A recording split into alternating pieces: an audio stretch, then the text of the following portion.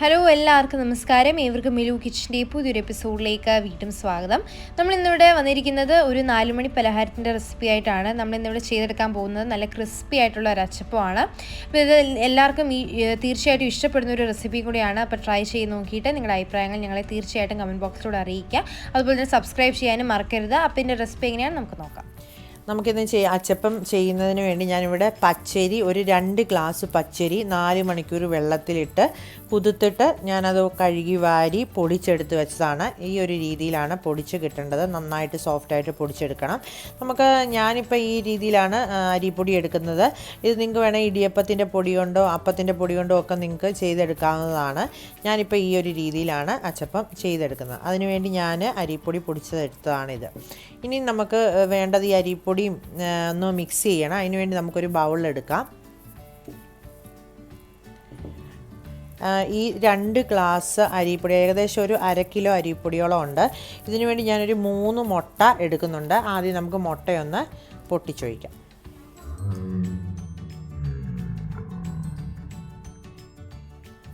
ഇനി ഇതിലേക്ക് നമുക്ക് പഞ്ചസാര ചേർത്ത് കൊടുക്കാം. ഞാനിവിടെ ഒരു 1/2 കപ്പ് പഞ്ചസാര പൊടിച്ചതാണ് ഇത് ഇതിലേക്ക് ചേർത്ത് കൊടുക്കുകയാണ്. മധുരമൊക്കെ അവരവരുടെ ആവശ്യത്തിനായിട്ട് നിങ്ങൾക്ക് ഇഷ്ടാനുസരണം നിങ്ങൾക്ക് ചേർക്കാവുന്നതാണ്. അപ്പം ഞാൻ ഈ പഞ്ചസാര അങ്ങോട്ട് ഇട്ട് കൊടുക്കുവാണ്. ഇനി ഇതിലേക്ക് നമുക്ക് ഒരു നുള്ള ഉപ്പും കൂടെ ചേർത്ത് കൊടുക്കാം. ഈ മധുരം ഒന്ന് ബാലൻസ് ചെയ്യുന്നതിന് വേണ്ടിയിട്ട് ഒരു നുള്ള ഉപ്പ് നമുക്കിപ്പോൾ ചേർത്ത് കൊടുക്കാം. നമുക്കിത് ഈ മുട്ടയും പഞ്ചസാരയും എല്ലാം കൂടെ നന്നായിട്ടൊന്ന് മിക്സ് ചെയ്തെടുക്കണം. നിങ്ങളുടെ ഇതുപോലൊരു വിസ്ക് വെച്ച് നിങ്ങൾക്ക് മിക്സ് ചെയ്തെടുക്കാവുന്നതാണ്.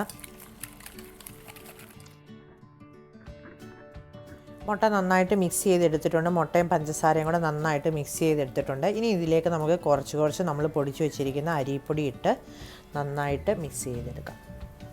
നമ്മുടെ പൊടിയെല്ലാം ഇട്ടിട്ടുണ്ട്. ഇനി നമുക്ക് മിക്സ് ചെയ്തെടുക്കാം. നന്നായിട്ട് മിക്സ് ചെയ്യാം. ഇനി ഞാൻ ഇതിലേക്ക് ഇത് നമുക്ക് ഇത്രയും മുട്ട ഉണ്ട്, ഈ പൊടി മിക്സ് ചെയ്യാൻ പറ്റത്തില്ല. ഇനി ഇതിലേക്ക് കുറച്ച് തേങ്ങാപ്പാൽ ചേർത്ത് കൊടുക്കണം. ഞാനിപ്പോൾ കുറച്ച് തേങ്ങാപ്പാലും കൂടെ ചേർത്ത് മിക്സ് ചെയ്യുവാണ്. ഞാനിവിടെ ഒരു മുറി തേങ്ങ പിഴിഞ്ഞ് എടുത്തിട്ടുള്ളതാണ്. ഇത് തനിപ്പാലാണ് എടുത്തിരിക്കുന്നത്. ഇത് നമുക്ക് ആവശ്യത്തിന് ഒഴിച്ചു കൊടുക്കാം. മാവ് നന്നായിട്ട് മിക്സായി എടുത്തിട്ടുണ്ട്. നമ്മുടെ ഈ ദോശമാവിൻ്റെയൊക്കെ ഒരു കൺസിസ്റ്റൻസി വേണം നമ്മൾ മാവ് മിക്സ് ചെയ്തെടുക്കാനായിട്ട്. ഒരു രീതിയിൽ തന്നെ ഈ ഒരു രീതിയിൽ ഞാൻ മിക്സ് ചെയ്തെടുത്തിട്ടുണ്ട്. ഇനി നമുക്കിതിലേക്ക് ഒരു ടേബിൾ സ്പൂൺ എള്ള് ചേർത്ത് കൊടുക്കാം. പിന്നെ വേണ്ടത് ഒരു 1/2 ടീസ്പൂൺ നല്ല ജീരകം. 1/2 ടീസ്പൂൺ നല്ല ജീരകം കൂടെ നമുക്കിപ്പോൾ ഇതിലേക്ക് ചേർത്ത് കൊടുക്കാം. ഇതെല്ലാം കൂടി നന്നായിട്ട് നമുക്കൊന്ന് മിക്സ് ചെയ്യാം. കണ്ടോ, നന്നായിട്ട് ഈ എള്ളും നല്ല ജീരകവും എല്ലാം കൂടി നന്നായിട്ട് മിക്സ് ചെയ്ത് ഈ ഒരു രീതിയിൽ വേണം നമ്മുടെ അച്ചപ്പത്തിൻ്റെ മാവ് ഇരിക്കാനായിട്ട്. ഇനി നമുക്ക് ഒരു മണിക്കൂർ നമുക്കിതൊന്ന് റെസ്റ്റ് ചെയ്യാൻ വേണ്ടി വയ്ക്കാം. നമ്മുടെ അച്ചപ്പത്തിൻ്റെ മാവ് 1 മണിക്കൂർ കഴിഞ്ഞിട്ടുണ്ട്. ഇനി നമുക്കിതൊന്ന് നന്നായിട്ട് ഇളക്കി ഒന്നും കൂടെ ഒന്ന് യോജിപ്പിക്കണം.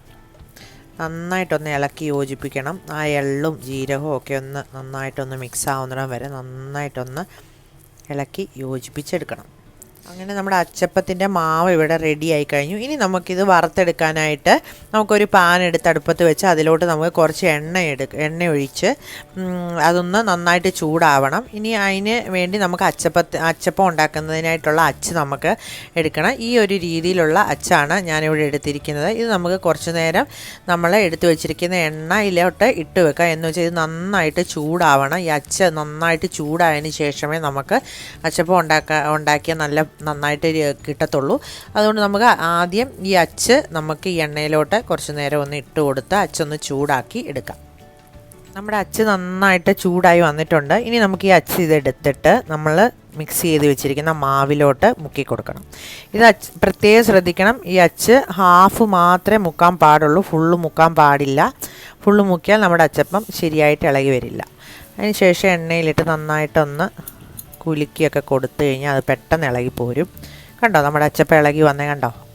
ഈ ഒരു രീതിയിലാണ് അച്ചപ്പം നമ്മൾ ചെയ്തെടുക്കേണ്ടത്. ഇത് നമ്മൾ തീ കുറച്ചിട്ട് വേണം ചെയ്യാൻ. എന്നിട്ട് പെട്ടെന്ന് തന്നെ നമുക്കിത് തിരിച്ചും മറിച്ചുമൊക്കെ ഇട്ടൊന്ന് മൂപ്പിച്ച് എടുക്കാം. നമ്മുടെ അച്ചപ്പം നന്നായിട്ട് മൂത്ത് വന്നിട്ടുണ്ട്. ഈ ഒരു രീതിയിലാണ് നമ്മൾ അച്ചപ്പം മൂപ്പിച്ചെടുക്കേണ്ടത്. നമുക്ക് അടുത്തത് ഇതുപോലെ തന്നെ ചുട്ടെടുക്കാം. ഇതുകൊണ്ട് നമ്മുടെ അച്ചപ്പം നന്നായിട്ട് റെഡിയായി വന്നിട്ടുണ്ട്. ഇതുപോലെ വേണം നമ്മൾ ഉണ്ടാക്കിയെടുക്കാനായിട്ട്.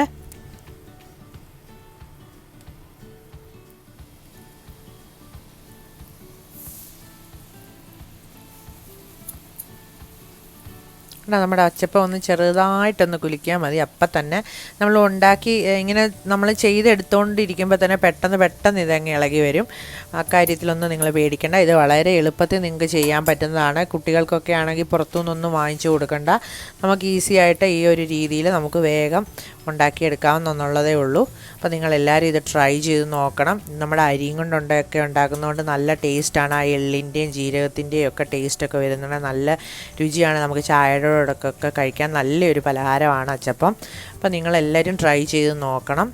അപ്പോൾ നിങ്ങൾ ഉണ്ടാക്കിയിട്ട് നിങ്ങൾ ചെയ്ത് നോക്കിയിട്ട് നിങ്ങളുടെ അഭിപ്രായങ്ങളെല്ലാം ഞങ്ങളുടെ കമൻറ്റ് ബോക്സിൽ അറിയിക്കണം. അപ്പോൾ വീണ്ടും നല്ലൊരു വീഡിയോയുമായി വരുന്നിടം വരെ നന്ദി, നമസ്കാരം.